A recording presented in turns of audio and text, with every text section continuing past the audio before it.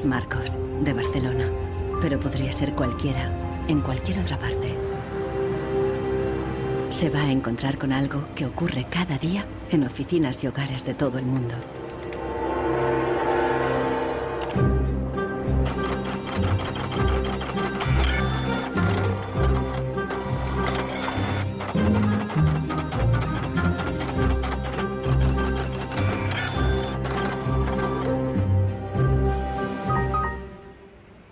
Una pieza de la impresora ha fallado y el fabricante recomienda llevarla al servicio técnico. El meu tècnic fa un diagnòstic previ, pero aquest diagnòstic ya son 15 euros més IVA. Seguramente será difícil encontrar las piezas para poder repararla. Realment, reparar-la no li surt molt a compte. Que reparar-la parlem d'uns 110, 120 euros. Tienes impresoras desde 39 euros. Per preu, té una impressora que té molta més velocitat d'impressió. Jo t'aconsellaria que miressis impressores noves. Així que, sens dubte, jo em compraria una nova, Ensenyo. No es casualidad que los tres vendedores sugieran comprar una nueva impresora. Si acepta, Marcos será una víctima más de la obsolescencia programada, el motor secreto de nuestra sociedad de consumo. Our role in life seems to be just to consume things with credit, to borrow money to buy things we don't need.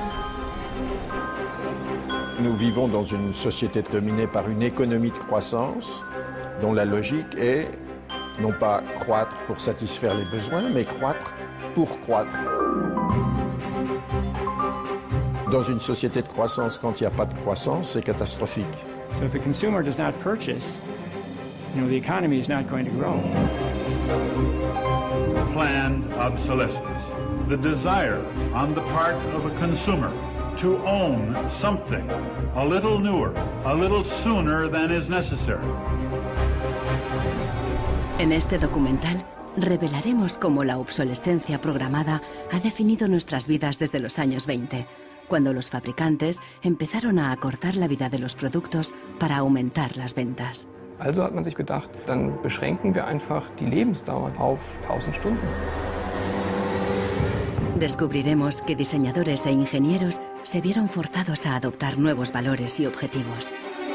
Was back to the drawing board and come out with something that was more fragile. They time those things.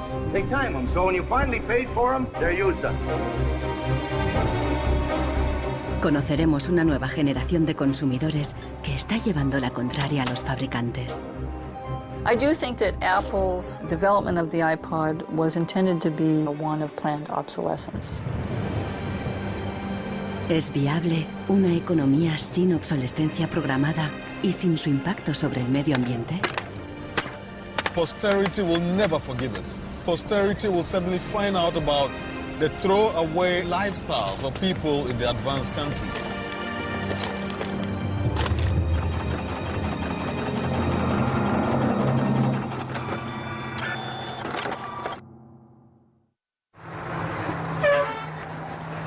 Welcome to Livermore, California, home of the longest burning light bulb in the world. My name's Lynn Owens, and I am chairman of the Light Bulb Committee. It was in 1972 when we discovered that the light bulb that was hanging in the fire station was a significant light bulb. We didn't have any idea at all how old it was until a newspaper man by the name of Mike Dunstan started doing research. He was still able to talk to some of the old volunteer firefighters who were in their 90s at that time and who verified that the light bulb had been burning continuously since 1901. 109 años y sigue sumando. La imagen de la bombilla está en internet 24 horas al día. De momento se han agotado ya 2 webcams y la bombilla va por la tercera.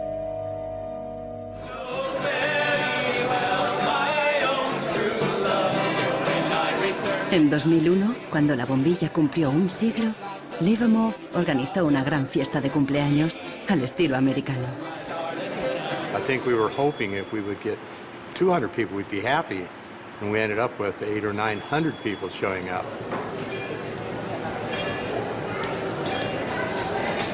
One nation, under God, indivisible, with liberty and justice. Do you think that anybody would sing happy birthday to a light bulb? Well, we didn't think they would, but they did. Happy birthday, dear light bulb. Happy birthday to you.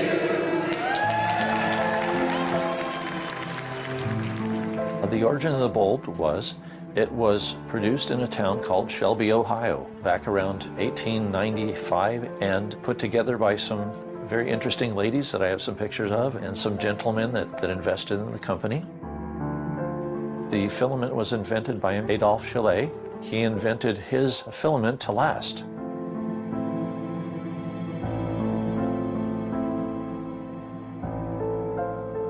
Why does his filament last? I don't know. It's a secret that he made and that died with him.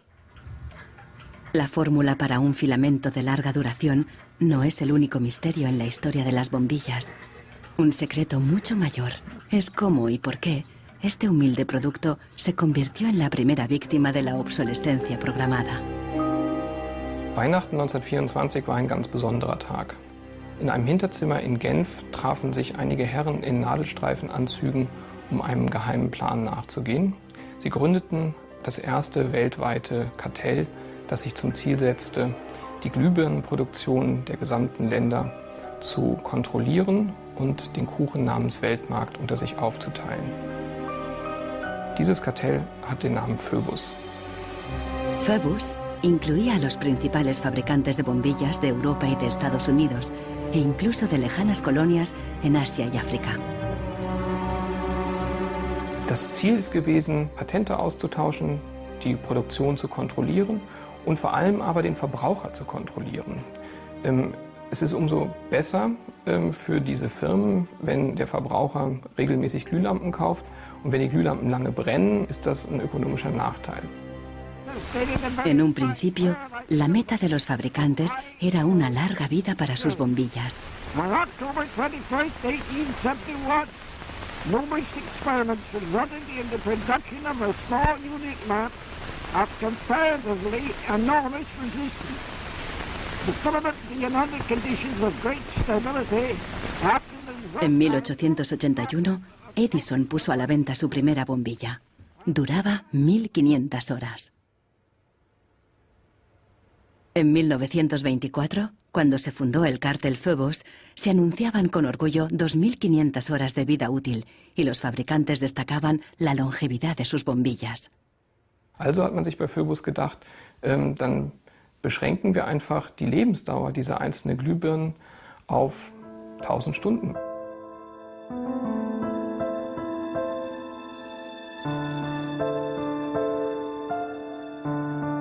(1925) wird ein entsprechendes Komitee gegründet, das 1000 Hour Life Committee, was sich zum Ziel setzt, auf technischer Basis die Lebensdauer der Glühlampen auf diese Brenndauer zu beschränken.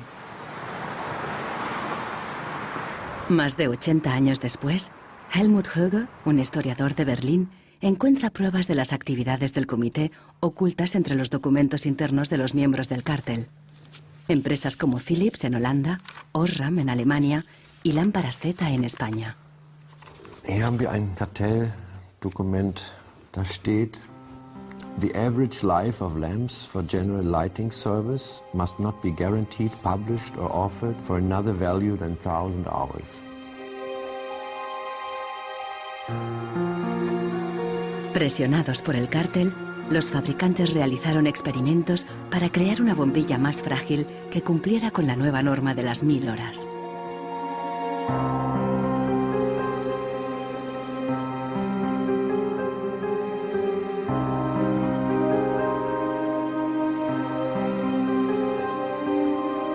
La fabricación estaba rigurosamente controlada para asegurarse de que se cumplía la norma. Eine Maßnahme bestand beispielsweise darin, einen Prüfstand zu errichten, in dem viele kleine Sockel zu finden sind, in die dann wiederum einzelne Exemplare aus verschiedenen Produktionsreihen eingeschraubt wurden und Firmen wie Osram haben dann genauestens protokolliert, wie lange diese Lampen brannten. Phoebus creó una complicada burocracia para imponer sus reglas.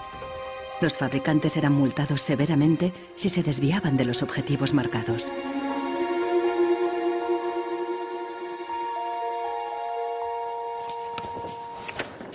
Hier haben wir eine Straftabelle aus dem Jahr 1929, die genau zeigt, wie viel Schweizer Franken Strafe für 1000 verkaufte Glühbirnen die Mitglieder des Kartells zahlen müssen, wenn die Lampen länger halten als zum Beispiel 1500 Stunden.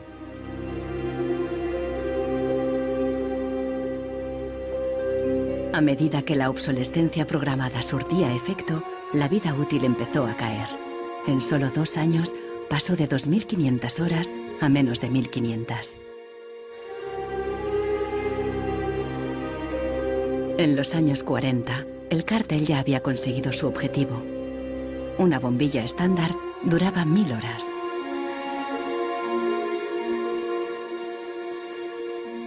Young lady, you should be more careful. Professor. En esta película educativa, General Electric justificaba por qué esta duración era la ideal. Just look at that filament. How long a light bulb lasts depends largely on how hot the filament is burned. Samples from every factory are tested to make sure that they're as good as we want them to be. I can see how this was very tempting in 1932. I think at the time sustainability was actually substantially less of an issue because I don't think they looked at the planet as being one with finite amount of resources. They looked at it as from an abundance perspective.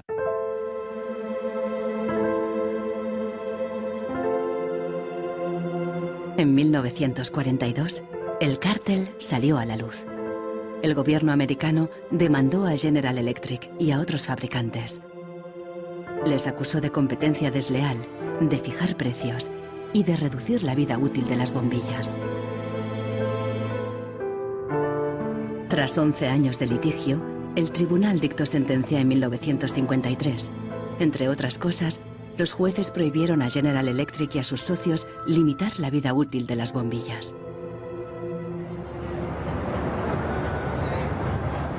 Pero en la práctica, la sentencia tuvo poco efecto y las bombillas continuaron durando 1000 horas.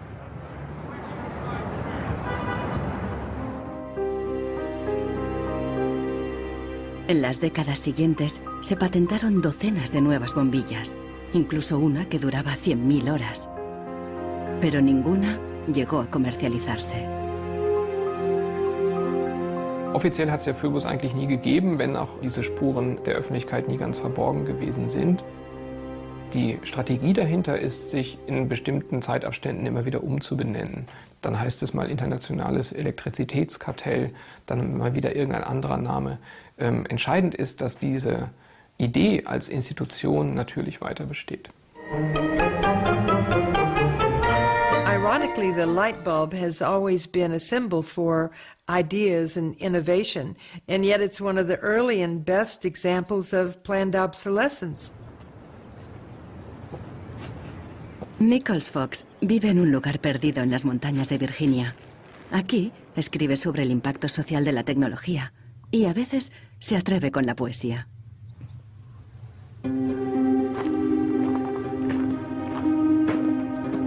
When in the dark the bogles are about, behind the bushes hiding at the ready, before you faint with fright or give a shout, you want illumination ever steady. Well, flashlights are very important for me, especially if you live out in the country where there are no street lights. I started having enormous problems with them, and yet I would get a new bulb, I would get new batteries, and these flashlights just wouldn't work. Nichols Fox es víctima de la obsolescencia programada, aún estando lejos de la moderna vida urbana. Here's a General Electric memo from the 30s. 2 or 3 years ago, we proposed a reduction in the life of flashlight lamps from the old basis on which one lamp was supposed to outlast 3 batteries to a point where the life of the lamp and the life of the battery would be approximately equal. Flashlights are not toys. Flashlights are safety devices. It's just infuriating, really, to think that, first of all, they would do this so quietly, and second of all, they would do it at all. I believe it's the duty of everyone to complain about products that don't work. So I decided to write sonnets of complaint. A sonnet of complaint, I prefer the Italianate form of sonnet, which Shakespeare used. Instead, this box is filled with a collection of flashlights dead and way beyond repair.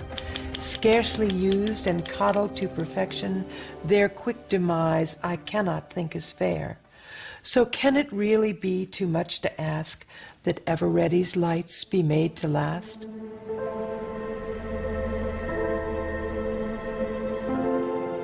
En Barcelona, Marcos ha ignorado el consejo de los vendedores de reemplazar la impresora. Está decidido a repararla, pero el manual ni tan solo menciona el problema. Buscando por los foros de internet, descubre que no está solo. Doncs hi ha molta gent als fòrums que té els mateixos problemes que jo, que té problemes a la impressora, no l'imprimeix, es bloqueja i no poden fer res. Pasa amb diverses marques de impresoras. Ninguno de los cientos de mensajes ofrece una solución. Marcos está buscando una aguja en un pajar.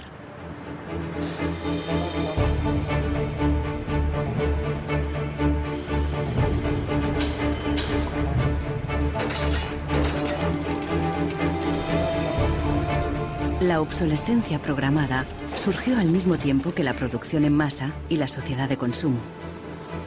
The whole issue with products being made to last less long is part of a whole pattern that began in the Industrial Revolution, when the new machines were producing goods so much more cheaply, which was a great thing for consumers, but consumers couldn't keep up with the machines. There was so much production. Con la producción en masa bajaron los precios y muchos productos fueron más asequibles. Pero los fabricantes estaban preocupados. ¿Cuánto duraría esta bonanza? ¿Qué pasaría cuando todo el mundo lo tuviera todo?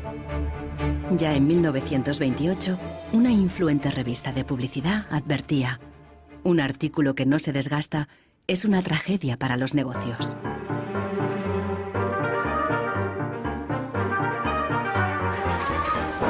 La tragedia afectó especialmente a Henry Ford, el padre de la producción en cadena. Para poner su modelo T al alcance del consumidor medio, Ford lo produjo en masa, a partir de un único diseño básico que ofrecía fiabilidad y durabilidad. It was this noisy, smelly, dirty Model T Ford that made women very unhappy, but the men treated like a piece of farm machinery. But it was the workhorse of America. La estrategia del modelo único fue un gran éxito, y a principios de los años 20, la mitad de los coches del mundo eran Ford T. Para superar a Ford, sus competidores de General Motors apostaron por una estrategia diferente, ideada por su presidente Alfred Sloan. En lugar de hacer el nuevo Chevrolet tan fiable y duradero como el modelo T, Sloan le dio un giro radical y fundamentalmente estético. Sloan put a new dress on it and gave a new lipstick and put it out on the market for slightly less than what the Ford Model T sold for. And because it was a prettier design than the Model T, it sold like hotcakes. So he realized that he didn't have to beat Ford at his engineering game. He could beat Ford at the design game. Sloan introdujo el concepto del modelo anual, con una sucesión de diferentes tamaños, formas y colores. Su objetivo era que los consumidores cambiaran de coche cada 3 años. La estrategia funcionó y las ventas de Ford cayeron porque los consumidores empezaron a ver el modelo T anticuado y obsoleto. En 1927, tras producir 15 millones de unidades, Ford retiró el modelo T del mercado.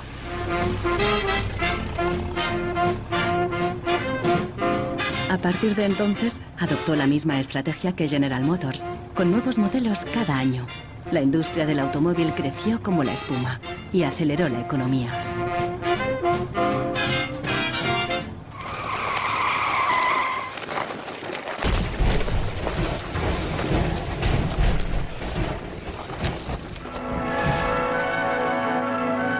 En 1929, la crisis de Wall Street frenó en seco la incipiente sociedad de consumo y llevó a los Estados Unidos a una profunda recesión económica.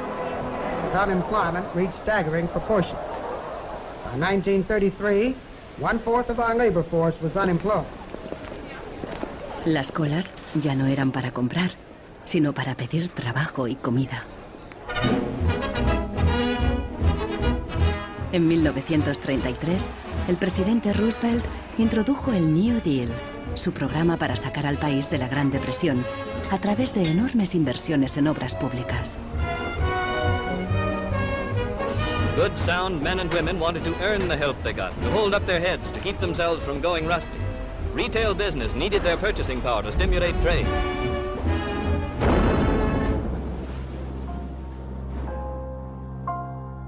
Pero no todo el mundo confiaba en el New Deal. Desde Nueva York llegó una propuesta radicalmente diferente. Bernard London, un prominente inversor inmobiliario, sugirió salir de la depresión haciendo obligatoria la obsolescencia programada. Era la primera vez que el concepto aparecía por escrito. London planteaba que todos los productos tuvieran una vida limitada, con una fecha de caducidad, después de la cual se considerarían legalmente muertos.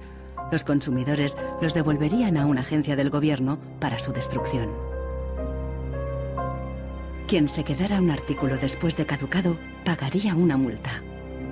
This forced expiration date would revive the consumerability and the need for more production of such consumer products as something great. I thought it was a great idea. Bernard London creía que con la obsolescencia programada obligatoria, las fábricas seguirían produciendo, la gente continuaría consumiendo y habría trabajo para todos. He was trying to achieve a balance between capital and labor where there would always be a market for new goods. So there would always be a need for labor and there would always be a reward for capital. Giles Slade está en Nueva York para saber más sobre la persona que hay detrás de la idea. London era judío y llegó a Estados Unidos desde Europa del Este a principios del siglo XX. Entró en el negocio inmobiliario y ganó millones con numerosos proyectos de construcción por todo Nueva York. He was a man who was inclined to make money. He was a capitalist. But he was also a man who was a philanthropist. He looked out for the good of his fellow man. Participó en muchos proyectos de beneficencia, especialmente en escuelas para niños judíos pobres. No queda claro si con la obsolescencia Bernard London pretendía maximizar los beneficios o bien ayudar a los parados. Giles Slade se pregunta sobre sus motivaciones personales y ha localizado a alguien que le conoció. I have a picture of Bernard London and You do? Well, I think so, and I wonder Oh, if I don't believe I wonder it. if you'll be able to recognize him. He's there. Oh, in don't tell me which one he Okay, is. And okay. let's see. Oh, isn't that interesting? Yes. Definitely intellectual looking. And you met Bernard London in 1933. When I after- was about 16, 17, my dad and mother had this big Cadillac car, which was the size of a Zeppelin. Mother was driving like a chauffeur. Dad was in the front, and Mr. and Mrs. London were in the back of the big limousine. Dad said that Mr. London should explain his philosophy to me. He's a very interesting man.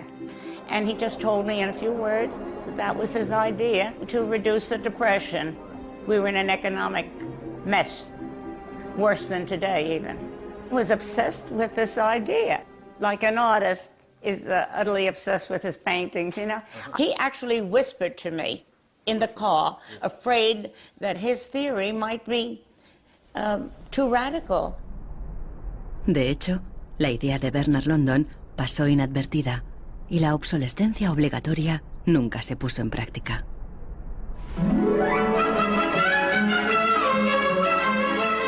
20 años más tarde, en los años 50, la obsolescencia programada resurgió, pero con un giro crucial. Ya no se trataba de obligar al consumidor, sino de seducirle. Planned obsolescence. The desire on the part of a consumer to own something a little newer, a little better, a little sooner than is necessary. We certainly in America and by Esta es la voz de Brooks Stevens, el apóstol de la obsolescencia programada en la América de la posguerra. Este elegante diseñador industrial creó desde electrodomésticos hasta coches y trenes, contando siempre con la obsolescencia programada. A tono con la época, los diseños de Brooks Stevens transmitían velocidad y modernidad. Hasta su casa era inusual. This is the home that my father designed and that I grew up in. When it was being built out in the suburbs, everybody thought it was going to be the new Greyhound bus station because it did not look like a traditional home. Here's a family photo of my father, myself, my two older brothers, my older sister, and my mother. Our home was always filled with the products that he designed for his clients, like the Lawn Boy. So every few years we would get a new Lawn Boy mower. And my mother enjoyed cutting the grass herself. And to some degree, she would be doing some product testing, because if there were things that she didn't like about it, you know, he would hear about it.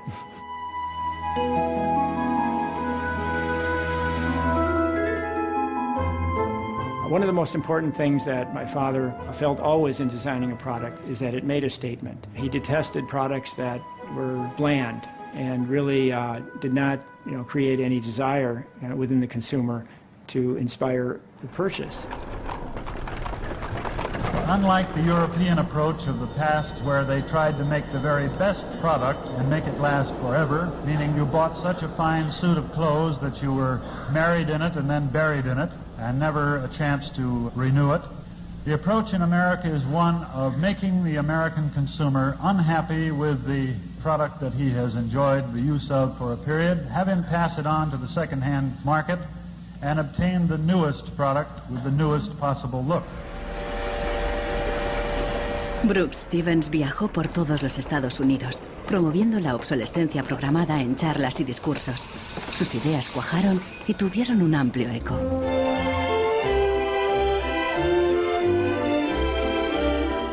Women and men alike are increasingly interested in the look of things.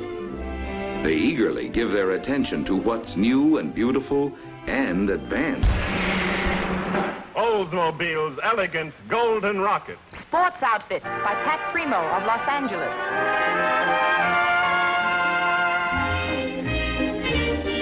El diseño y el marketing seducían al consumidor para que deseara siempre el último modelo. My father never designed a product to intentionally fail or become obsolete for some functional reason in a short period of time. Planned obsolescence is absolutely at the consumer's discretion. No one is forcing the consumer to go into the store and purchase a product. They go in under their own free will. That's their choice.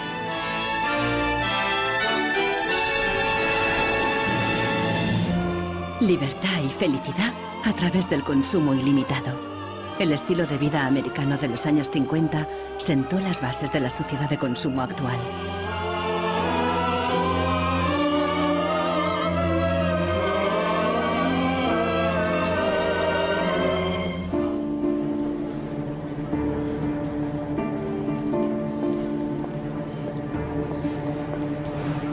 See, without planned obsolescence, these places wouldn't exist.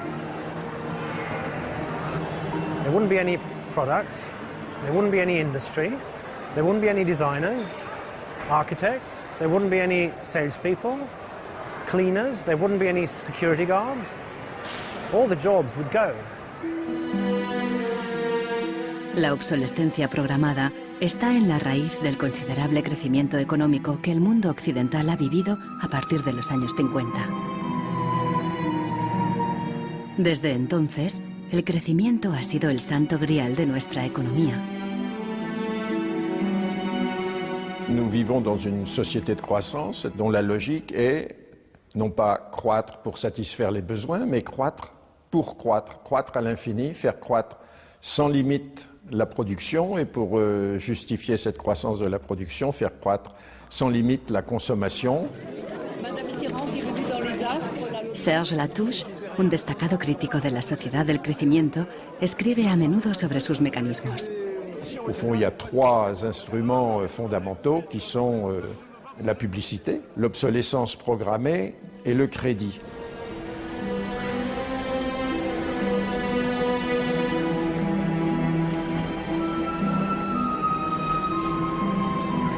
In the last generation or so, our role in life seems to be just to consume things with credit, to borrow money to buy things we don't need. That makes no real sense to me at all. Los críticos de la sociedad del crecimiento alertan de que no es sostenible a largo plazo, porque se basa en una contradicción flagrante. Celui qui croit qu'une croissance infinie est compatible avec une planète finie est soit un fou, soit un économiste. Le drame, c'est qu'au fond, nous sommes tous des économistes maintenant. Why is it that a new product is created every 3 minutes somewhere in the world? Is this necessary? I think a lot of people have realized that things need to change when they're being told by politicians to go shopping or to start consuming as the best way to restart the economy. On peut dire qu'avec la société de croissance, on est embarqué dans un bolide qui désormais manifestement n'a plus de pilote, qui va à toute allure et dont on peut prévoir le destin qui est soit de se fracasser contre un mur, soit de sombrer dans un précipice.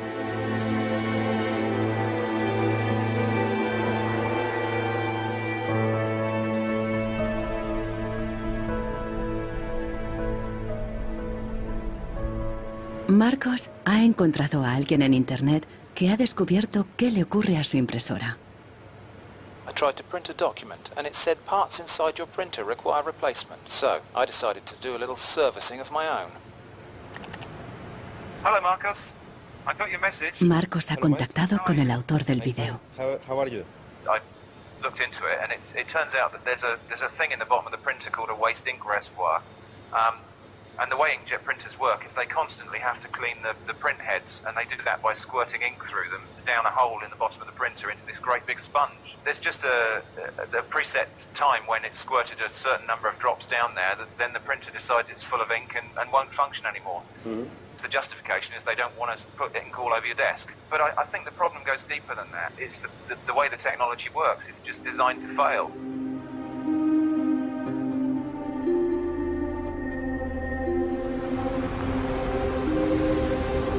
¿Es ético diseñar un producto para que falle? ¿Qué opinan los diseñadores y los ingenieros de la obsolescencia programada? Giles Slade está investigando cómo reaccionaron cuando el concepto se extendió. In the 1950s, there's a debate among engineers about whether or not they should be deliberately death dating products. And most of the debate is framed in a magazine called Design News. Las empresas querían que se acortara deliberadamente la vida útil de los productos mediante el diseño técnico.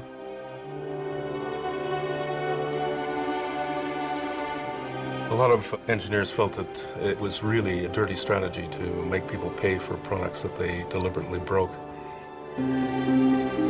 Las cartas al director de Design News reflejan la intensidad del debate. A nation such as ours, leader among nations, turns its engineers into destroyers. It is even a crime against the natural law of God, and that we waste that which He has given us. So engineers were in a really complicated ethical time.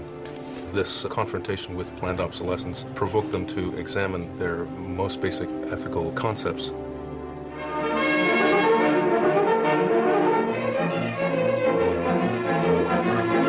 El dilema no se ventiló solo en las revistas de ingeniería. En un clásico del cine británico de 1951, un joven y emprendedor químico inventa un hilo que repele la suciedad y no se desgasta. El químico cree que ha conseguido un gran progreso.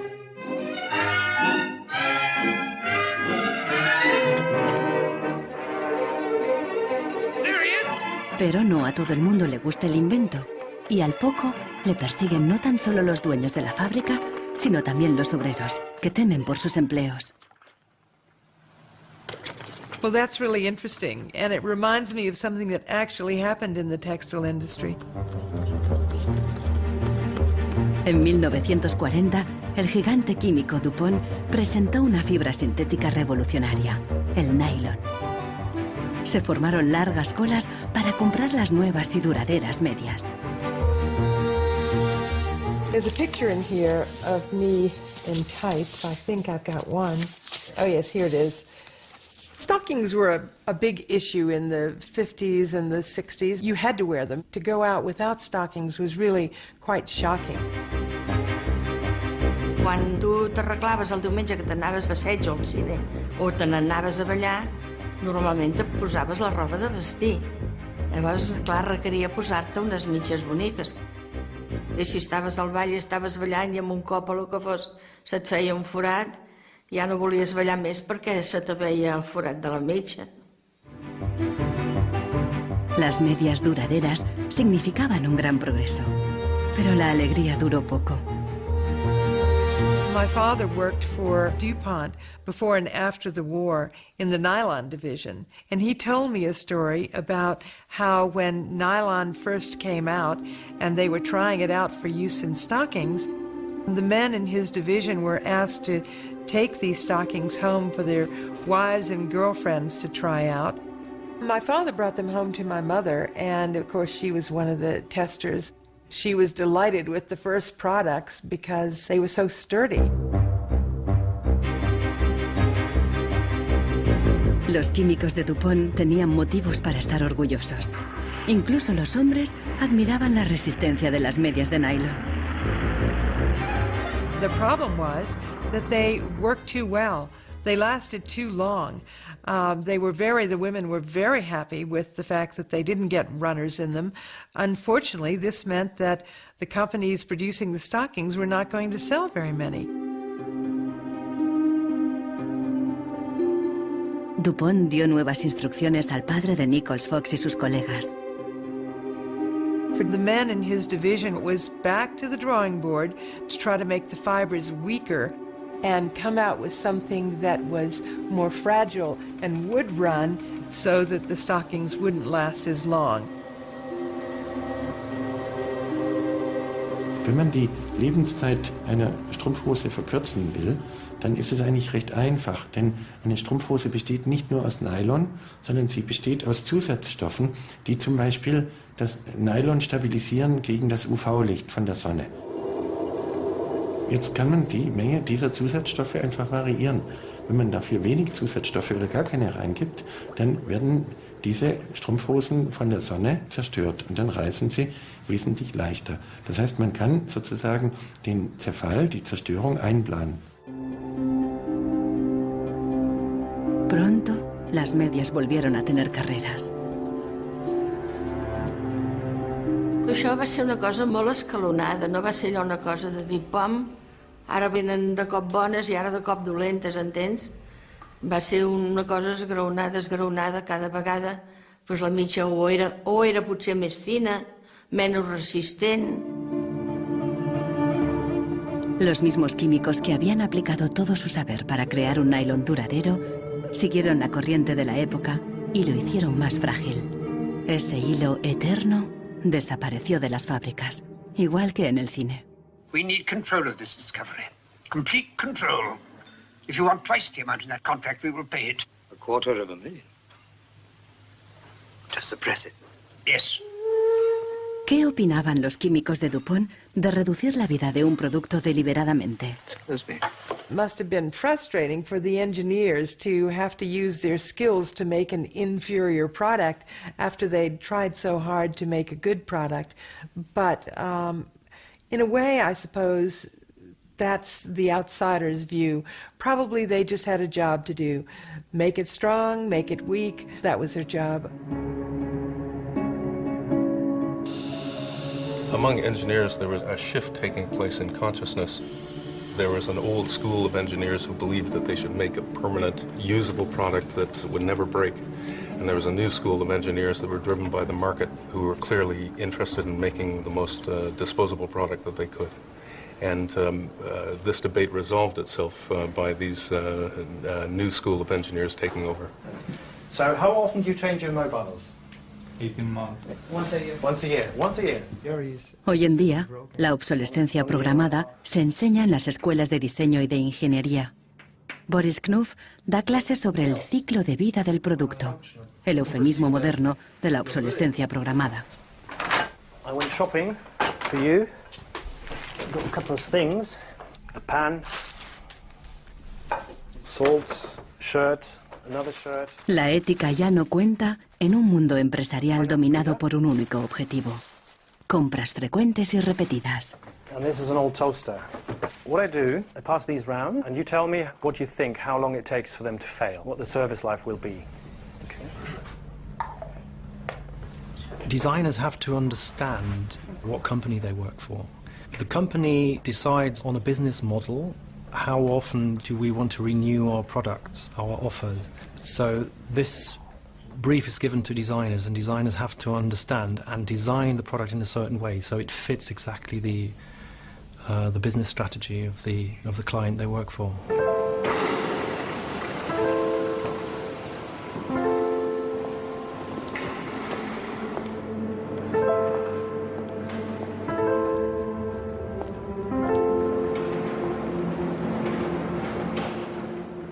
Consultando manuales de instrucciones, Marcos se da cuenta de que los ingenieros determinan la vida útil de muchas impresoras al diseñarlas.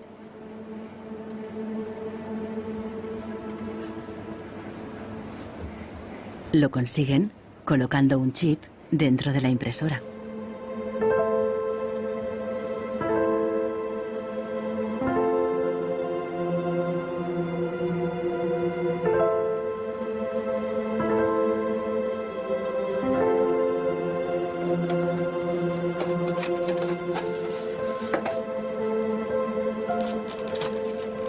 Hi ha trobat el xip, que és una EEPROM, que és un xip on es guarda una compta d'impressions. I quan s'arriba a una determinada compta és quan es bloqueja la impressora i deixa d'imprimir. Ahora que ha descubierto al culpable, Marcos intentará poner en marcha de nuevo su impresora.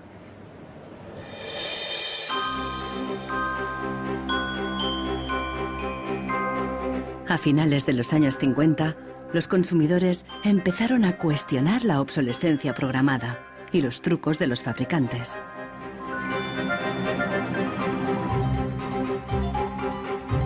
La Asociación de Consumidores de Estados Unidos puso a prueba la vida útil y la durabilidad de numerosos productos.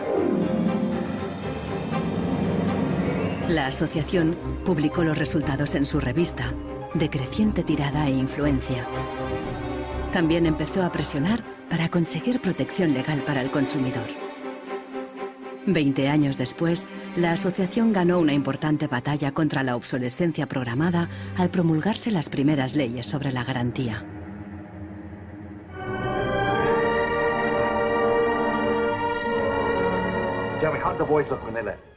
La cultura popular también empezó a hacerse eco de la obsolescencia programada. Incluso apareció en el clásico teatral de Arthur Miller, Muerte de un viajante. Once in my life, I'd like to own something outright before it's broken. I'm always in a race with the junkyard. Just finished paying for the car and it's on its last legs.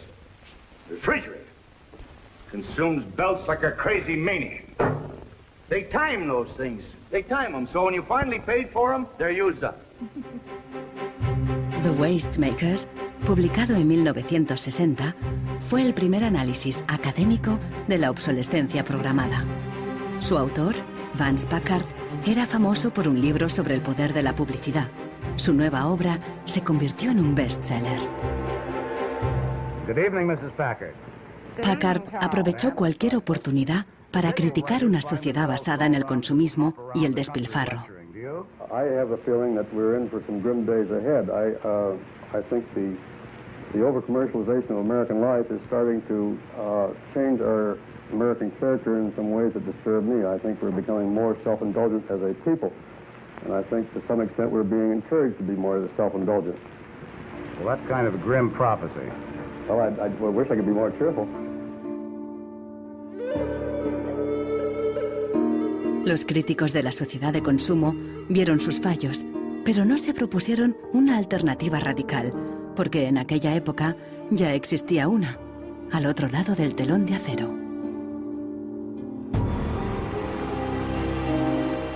A finales de los 50, en plena Guerra Fría, aún parecía posible la victoria del comunismo sobre el capitalismo como sistema político y económico.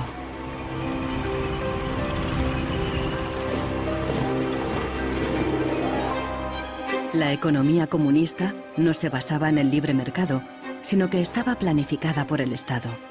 Era poco eficiente y sufría una falta de recursos crónica. En ese sistema, la obsolescencia programada no tenía ningún sentido. En la antigua Alemania del Este, la economía comunista más eficiente, las normas estipulaban que las neveras y las lavadoras debían funcionar durante 25 años. Hier dieser DDR-Kühlschrank, den habe ich 1985 gekauft. Der ist also mindestens 24 Jahre alt. Und die Glühbirne ist ebenso alt, habe ich noch nie ausgewechselt. Die ist also auch schon fast 25 Jahre alt. En 1981, una fábrica de Berlín Este empezó a producir una bombilla de larga duración. Da oben war die zentrale Prüfstelle für die Lebensdauer von Glühbirnen.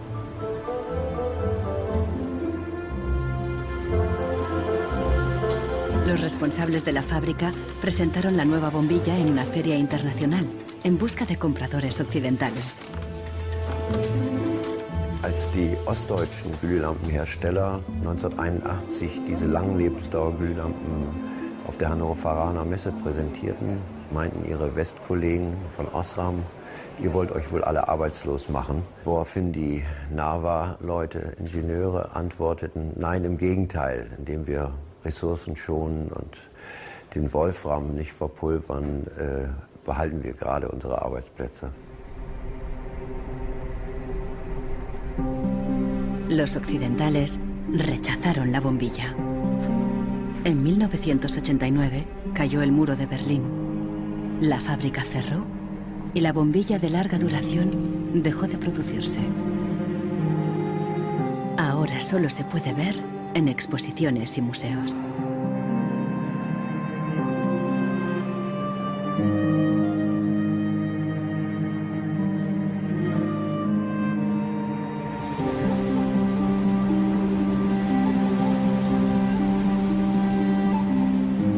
Veinte años después de la caída del muro de Berlín, el consumismo desenfrenado se da tanto en el este como en el oeste.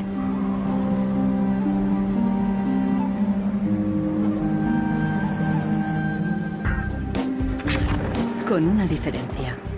En la era de Internet, los consumidores están dispuestos a luchar contra la obsolescencia programada. So this is the studio. This is where we make all of our movies. We take snapshots of everyone that comes in. We use Polaroid film, which they stopped making. So it's like, this film's like a dinosaur, it's extinct. We're big VHS fans here, and what we do is we dub all movies from DVD to VHS, and then we catalog them. Para los hermanos Neistat, artistas y cineastas de Nueva York, ningún objeto es obsoleto. Siempre pueden encontrarle un lugar en la pared o en su próxima película. The first movie we made that really broke through was a movie about the iPod. And I was completely broke, and I'd gotten this iPod, it was like $500, $400, and about 8 months later, 12 months later maybe, the battery died in it. And I called Apple to ask them to replace the battery. And their policy at the time was to tell their customers to buy a new iPod. You might as well go get a new one. Apple doesn't offer? No. Apple doesn't offer a new battery for the iPod? No. It wasn't that the battery died that was annoying, because in my Nokia cell phone, The battery dies, you buy a new battery. Even in my Apple laptop, when the battery would die, you replace the battery. But in the iPod, this expensive piece of hardware, when the battery died, you had to replace the entire unit. So it was my brother's idea to make a movie about just that. We went around with a stencil spray painting on every iPod advertisement we saw in town. iPod's unreplaceable battery lasts only 18 months.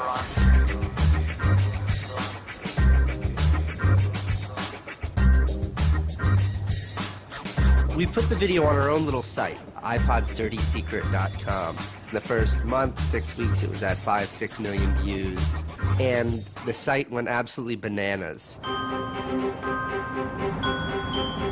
Una abogada de San Francisco, Elizabeth Pritzker, oyó hablar del vídeo y decidió demandar a Apple por el tema de la batería del iPod. Medio siglo después del caso del cártel, la obsolescencia programada llegaba de nuevo a los tribunales.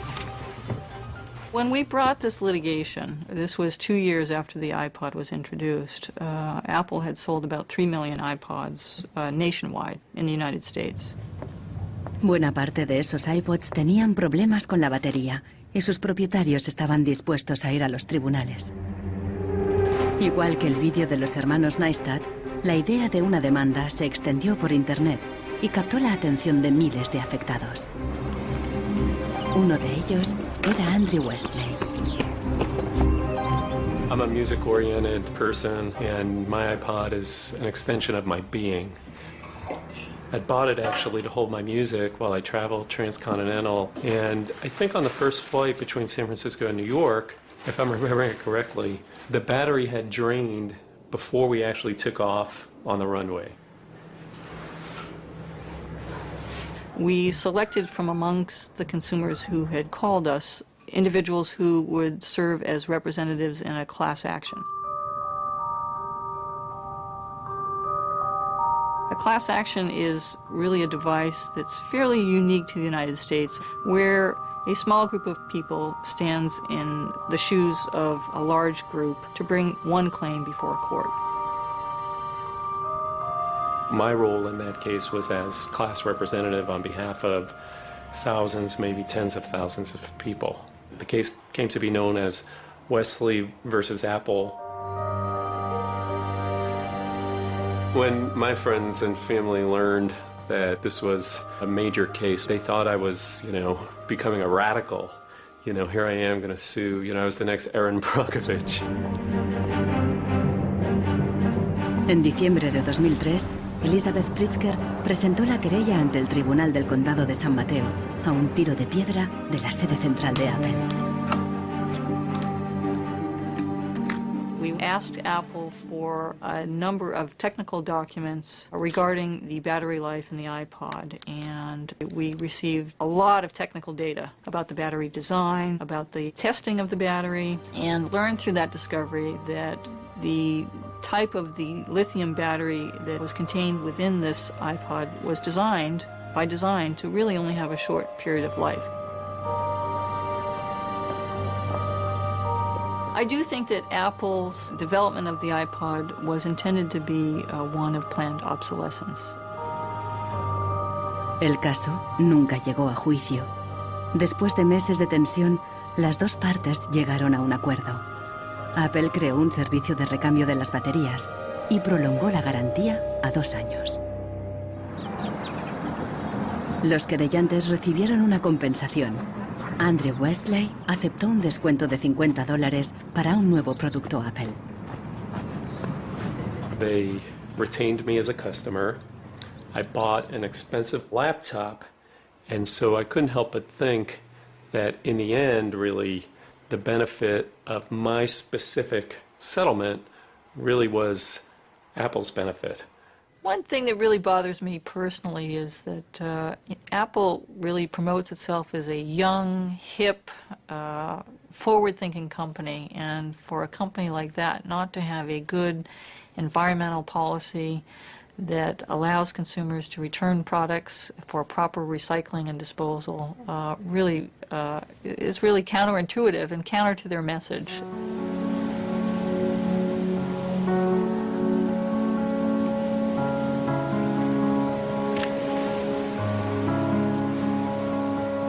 La obsolescencia programada del tercer mundo, como Ghana, en África. It's been between 8 and 9 years now when I noticed that loads and loads of containers were coming to this country with electronic waste. We're talking about end-of-life computers, end-of-life television sets, which nobody wants in the developed countries. Un tratado internacional prohíbe enviar residuos electrónicos al tercer mundo. Pero los mercaderes usan un simple truco: declararlos productos de segunda mano. They pack the very good electronic items, usually 10 out of a 40-footer container, in front, and the rest, which is simply junk, behind. So once the custom officials open a container, you think it's loaded with very good electronic items that are functional and would work almost forever.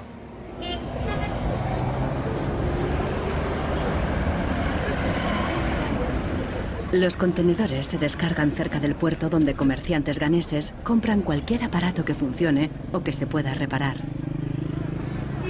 De aquí, los llevan a la capital, Accra. En Ghana, si algo se puede reparar, no se tira así como así. Andrew Obusu compra ordenadores de segunda mano de Europa y los repara. This machine is from Spain. I check this machine and then get to find out that the hard disk is not working. Then I change the hard disk, the one is working. And then this one to the fault was from the VGA. Yeah, I changed the VGA, it was working.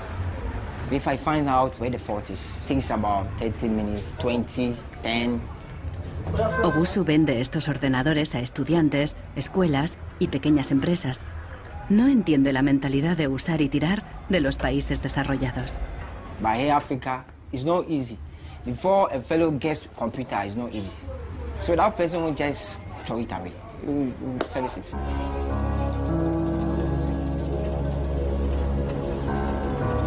Pero más del 80% de los residuos electrónicos que llegan a Ghana no se pueden reparar y acaban abandonados en vertederos por todo el país. We are at the dump site here in Agbogloshi. In the past, we had this beautiful river called Odo River, that meandered its way through this area. It was teeming in the past. It had so much fish. So we actually attended a school not very far away from here. So we'd come play football and hang around the river. The fishermen would organize boat rides, I remember very well. But now it's all finished, it's all gone. And that makes me really, really sad. And it makes me angry. Hoy en día, aquí no hay niños jugando después de clase. En su lugar, jóvenes de familias pobres vienen a buscar chatarra. Queman la funda de plástico de los cables para obtener el metal que llevan dentro.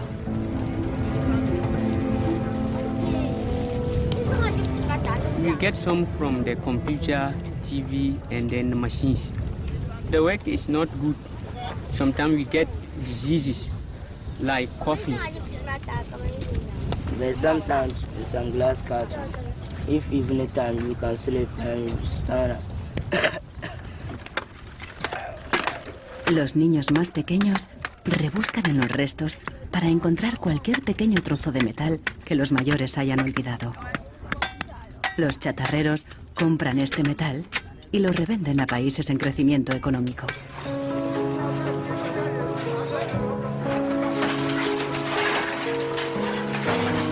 Actualmente, sus clientes principales son Dubái y China.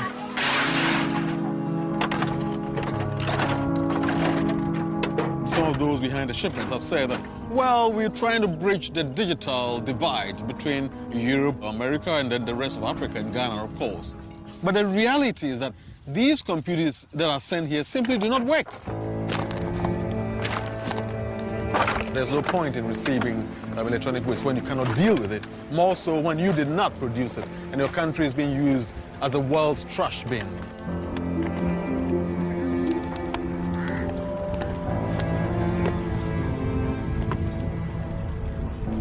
The trash that for so long in the industrial age has been hidden from view is now coming into our lives and we can actually no longer easily avoid it. the waste economy is reaching its last legs because they don't physically have anywhere else to put the waste. Planned obsolescence, what I understand of it, is it has been driven because there are economical incentives to do so. It is more interesting for a company to build a product that doesn't last longer than 3 years or 1,000 hours, because then it can sell more products. I think in the course of time, we've come to realize that the planet that we're living on cannot sustain that forever. There's a limit to natural resources, and there's a limit to energy resources that we have. Posterity will never forgive us. Posterity will certainly find out about the throwaway attitudes, the throwaway lifestyles of people in the advanced countries. Gente de todo el mundo ha empezado a actuar contra la obsolescencia programada. Mike Anane lucha desde el final de la cadena. Ha empezado recopilando información. This is where I keep the e-waste that have asset tags or property tags. This says Amu Center Nordvest Zeeland. It's from Denmark. This is from Germany, sent here simply to be dumped. Westminster College, Leeds City Council, also in the UK. This is from Italy. Apple should know better. It's a company that claims to be so green. There's a lot of Apple products that are being dumped here. I have a database that contains the asset tags, the contact addresses, telephone numbers of the companies that owned the electronic waste that have been dumped in Ghana. Mike piensa convertir esta información en pruebas para una denuncia ante un tribunal. We need to take some action, some punitive measure. We need to sue people so they stop dumping e-waste in Ghana. We have in the United States several models of legislation that I think could be adapted in this area. We have, for example, the Clean Air Act, the Clean Water Act. That type of legislation easily could be adapted to the electronic or manufacturing process where you are requiring manufacturers who produce products to ensure that they are disposed of in a way that is environmentally friendly. I think that we've got to stay on top of it. We've got to absolutely band together.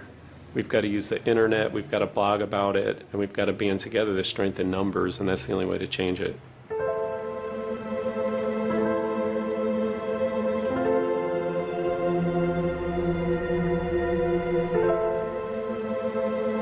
La fuerza creciente de las redes sociales está ayudando a Marcos con el problema de su impresora.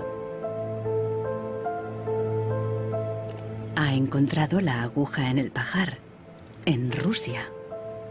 Una web parece ofrecer un software gratuito para impresoras con un chip contador. El programador se ha tomado la molestia de explicar su motivación personal. It stops printing and says some cryptic message. What parts inside your printer require service maintenance. This happens due to bad construction. This is their business model. Not a good one for user and environment. So I looked and found a way to make user-friendly software to allow active users reset an in-part counter. Marcos no sabe qué puede pasar, pero decide bajarse el software de todos modos. Desde un pequeño pueblo en Francia, John Zacara lucha contra la obsolescencia programada, ayudando a gente de todo el mundo a compartir ideas de negocio y de diseño. In all poorer countries, things are repaired automatically. The notion you throw a product away just because it breaks for some reason is completely unknowable and unthinkable, actually, to somebody in the south. In India, there's an actual word, jugaad, to describe this tradition of being able to fix things pretty much regardless of the complexity of it. We try to find people who are actively doing projects in the world rather than just talking about things or making abstract statements about how awful things are or what has to be changed.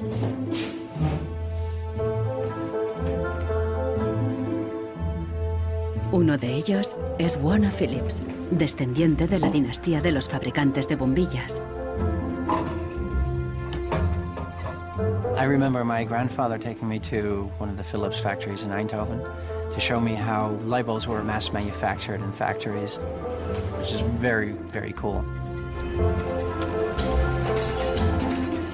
Casi un siglo después del cártel de la bombilla, Warner Phillips sigue la tradición familiar, pero con una perspectiva diferente. Fabrica una bombilla LED que dura 25 años. That means that you can use the same materials once in 25 years rather than once every year.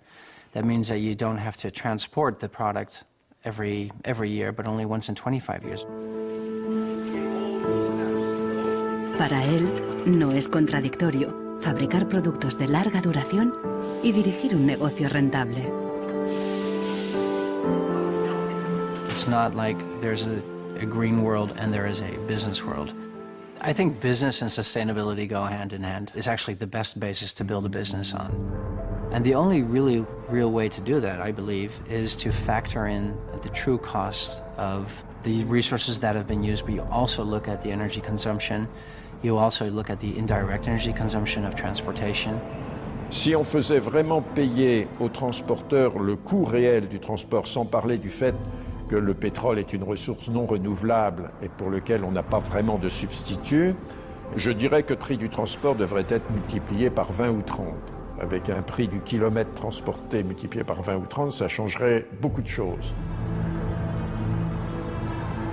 Una simple bombilla sería mucho más cara si su precio incluyera todos los costes ocultos, materias primas, emisiones de carbono y el impacto ambiental de la producción y el reciclaje.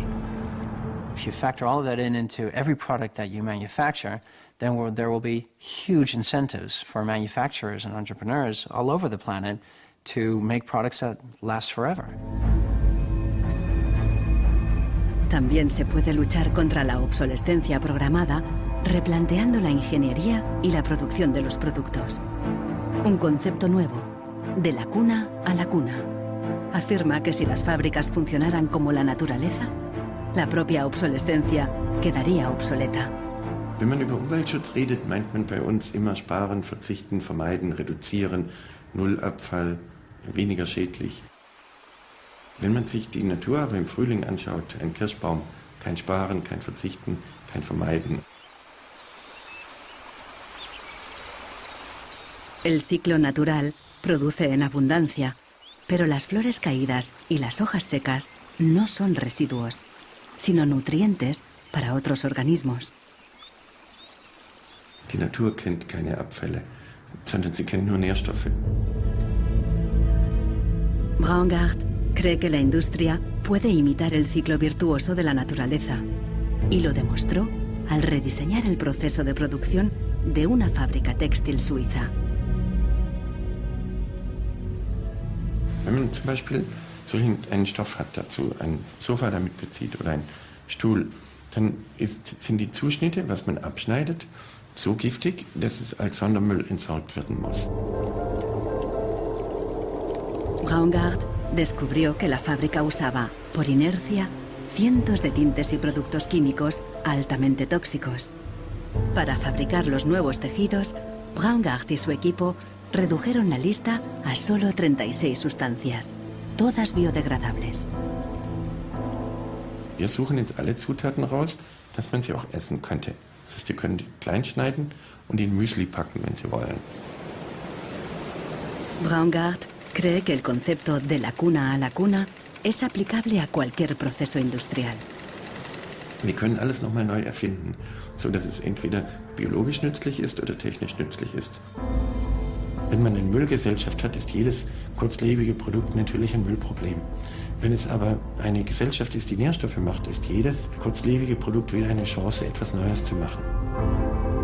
Para los críticos más radicales de la obsolescencia programada, no basta con reformar los procesos productivos.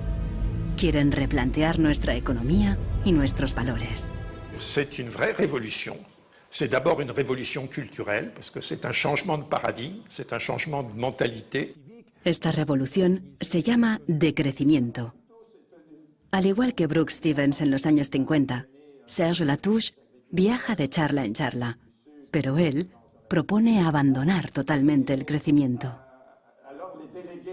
La décroissance, c'est un slogan provocateur qui a pour fonction de rompre avec le discours un peu euphorisant de la croissance possible, infinie, soutenable, et donc pour marquer la nécessité de changer de logique, de sortir de cette logique de la démesure.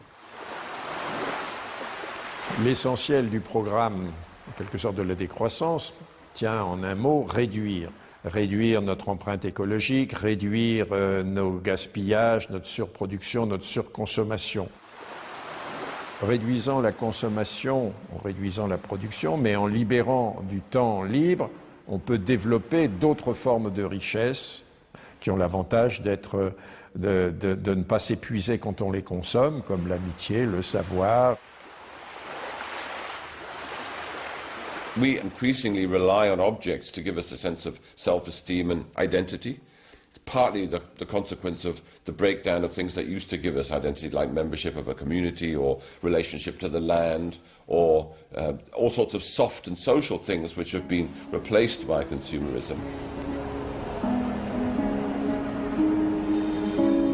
Si le bonheur dépendait du niveau de consommation, on devrait être dans la félicité absolue, parce que nous consommons 26 fois plus que du temps de Marx, mais toutes les enquêtes montrent que les gens ne sont pas 20 fois plus heureux, peut-être même qu'il y a une relation inverse au-delà d'un certain seuil, entre la croissance de la consommation et la croissance du sentiment de bonheur, parce que le bonheur est toujours quelque chose de subjectif, évidemment. Los críticos del decrecimiento temen que destruirá la economía y nos llevará de vuelta a la edad de piedra. Revenir à une société soutenable, c'est-à-dire une société dont l'empreinte écologique ne dépasse pas une planète, eh bien, ça n'est pas revenir à l'âge de pierre, c'est revenir, toutes choses égales d'ailleurs, pour un pays comme la France, aux années 60. Ça n'est pas vraiment l'âge de pierre. On peut dire que la société de décroissance réalise la vision de Gandhi qui disait le monde est assez grand pour satisfaire les besoins de tous, mais il sera toujours trop petit pour satisfaire l'avidité de quelques-uns.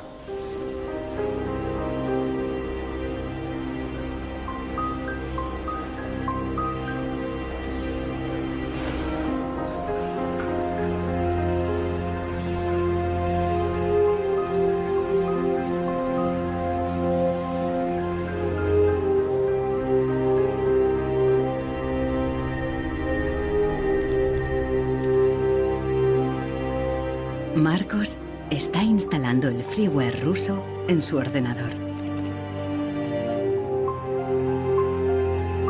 Con el nuevo programa, puede poner a cero el chip contador de la impresora.